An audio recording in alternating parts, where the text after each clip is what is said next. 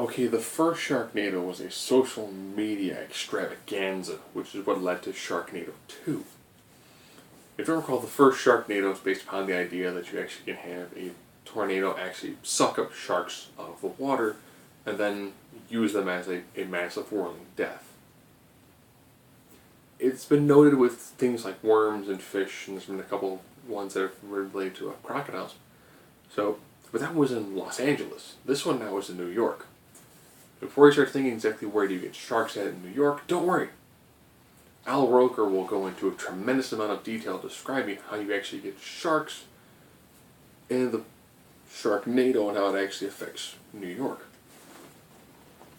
I had to use my trusty dry erase board to make a bunch of notes as to people who are cameos, people with slightly larger parts, as well as some of the movies that it references.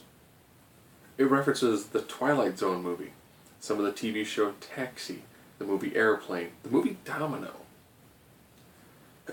You have cameos or people who are inside the film. Salt and Pepper, Andy Dick, Kelly Osbourne, Downtown Julie Brown, Billy Ray Cyrus, Mark McGrath, Carrie Wurr, Biz Marquis, lots of use of the Today Show. Kelly and Michael Strahan, Kurt Angle, The Weather Channel, Vivica A. Fox, and about a dozen other people who are prominent New Yorkers.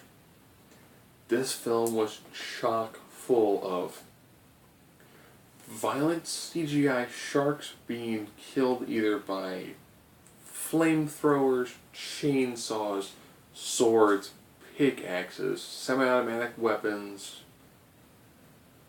machetes, umbrellas, shovels, baseball bats. Anything you can think of, they threw in this movie as a way to kill sharks.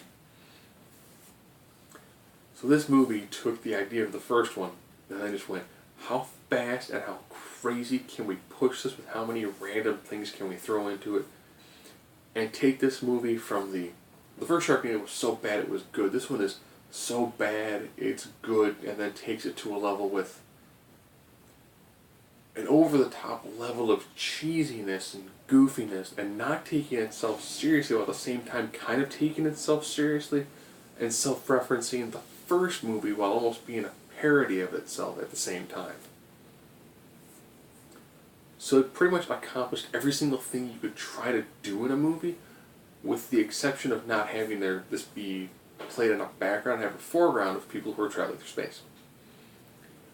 If you like the first one, this one is everything, and it's faster and it's better.